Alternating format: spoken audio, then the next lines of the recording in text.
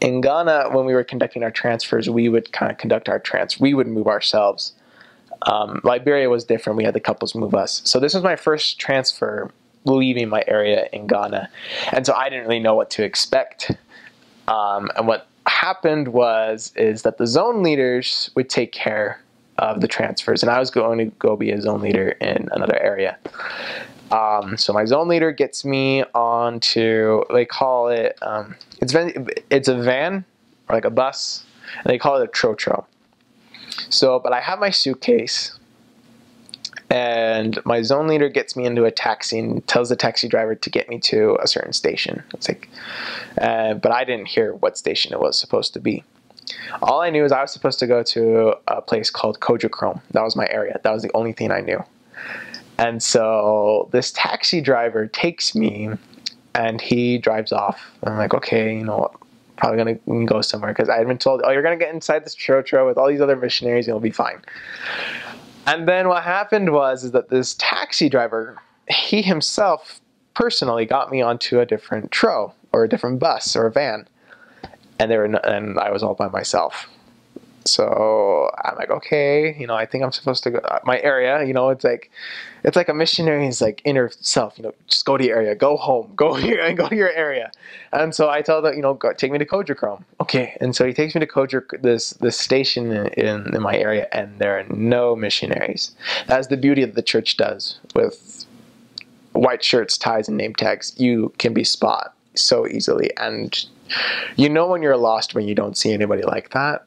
And so I was this white man at this different station all by myself, and I literally felt this spirit like, nope, you're in the wrong place. Go down. I'm like, okay, so I get another tro, and I go down to this main center where I'm supposed to go, but I have no idea where I'm supposed to go in this huge city. And this city was called Takoradi, and this Takoradi is huge. It is big, and I've never been there before. I may have been there once, I think. Yeah, I was there once before, but I was with other missionaries, and I didn't pay attention because I'm like, oh, I only have like 2 transfers left. I'm not going to get moved at all. I'm just going to stay here. Wrong. So this tro takes me all the way there, and they just set me down in the middle of nowhere.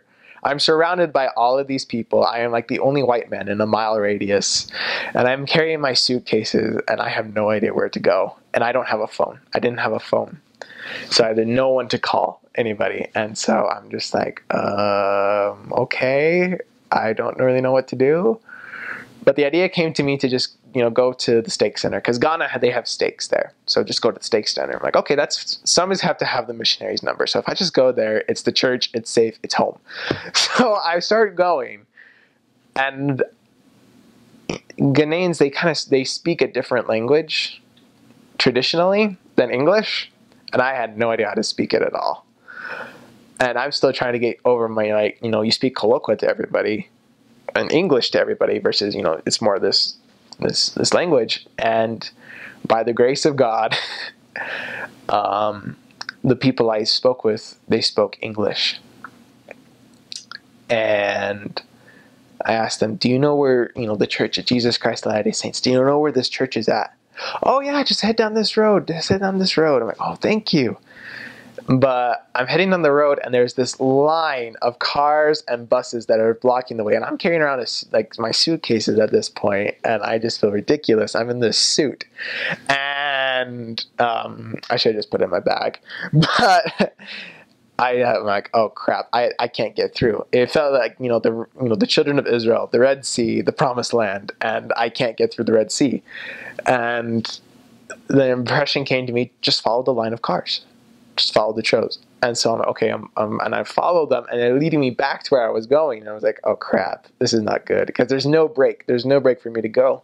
And I remember that there's this woman that passed me, and all of a sudden she stopped.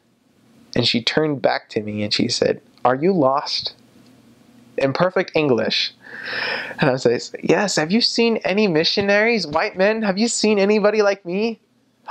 yeah, I think you need to go down this way. And it's the line of the troves where they're going. And so I was like, okay, Heavenly Father's looking out for me.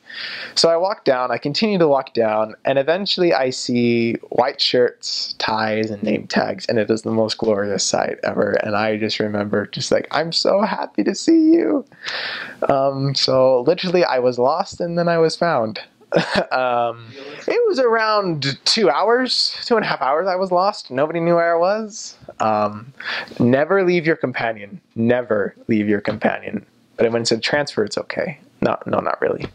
But the other missionaries, when they learned what happened, they felt so bad that I went by myself. And it never happened again, so far as I'm aware.